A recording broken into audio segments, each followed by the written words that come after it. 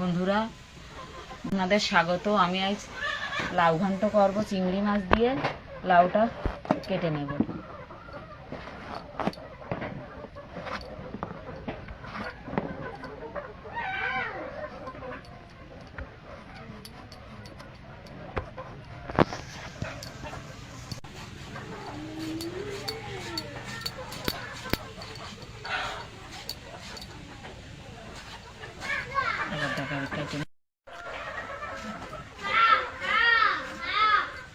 লাউগুলো এভাবে কুচি কুচি করে কেটে নেব।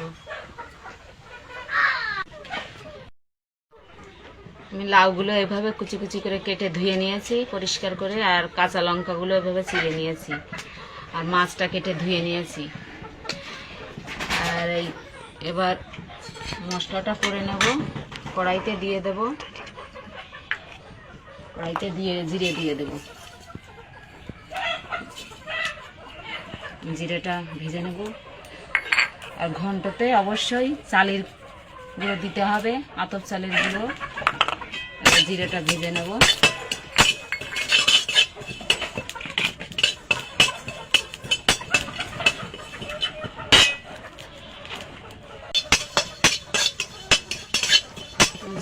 জিরেটা ভাজা হয়ে গেছে, তুলে নেব আমি।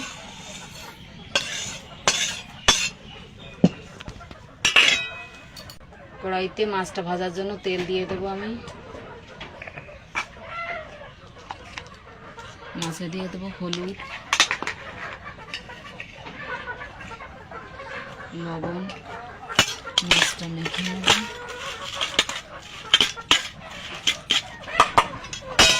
তেলটা গরম হয়ে গেছে, এবার মাছগুলো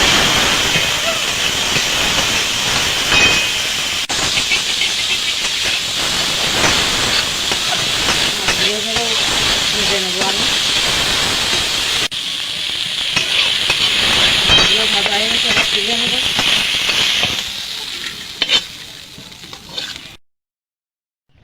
মাছটা তুলে নেওয়ার পর কড়াইতে আমি একটু তেল দিয়ে দেব।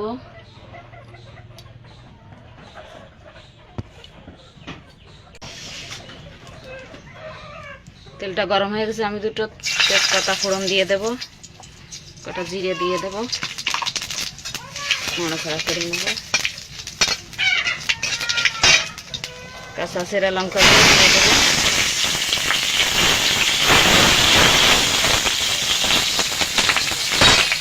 দিয়ে দেবো লাউ।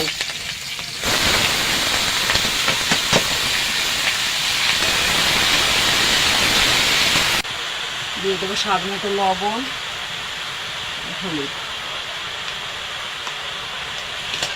আমি এটা নাড়াচাড়া করে ভালো করে ভেজে নেব। বন্ধুরা দেখুন, লাউতে কতটা জল বেরিয়েছে। এই জলটা সব টানিয়ে দিতে হবে ভেজে লাউটা। চিংড়ি মাছগুলো এবার আমি দিয়ে দেব।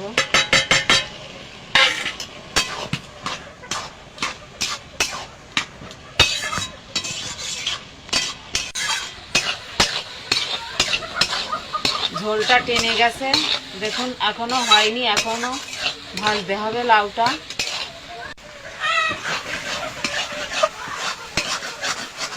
দেখুন বন্ধুরা, আমি অনেক সময় ধরে ভালো করে ভেজে নিয়েছি। ভালো করে ভাজা না হলে ভালো লাগবে না। ভালো করে ভেজে নিয়েছি।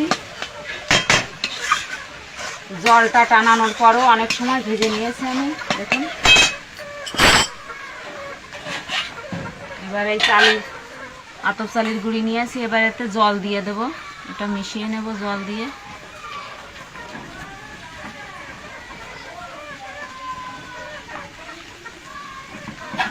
আমি এটা দিয়ে দেবো, এবার দিয়ে নাড়িয়ে দেবো।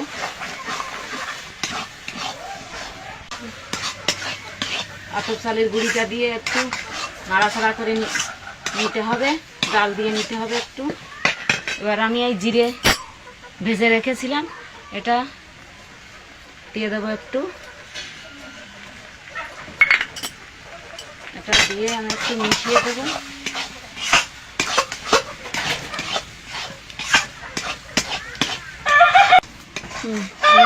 জিরের গুঁড়িটা দিয়ে একটু নাড়িয়ে নিয়েছি, নামিয়ে দেবো।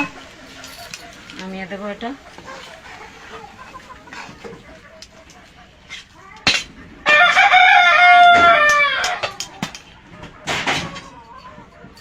আমি জিরের গুঁড়োটা একটু দিয়েছি আর এটা সামান্য রেখেছি, এটা এভাবে ছড়িয়ে দেবো।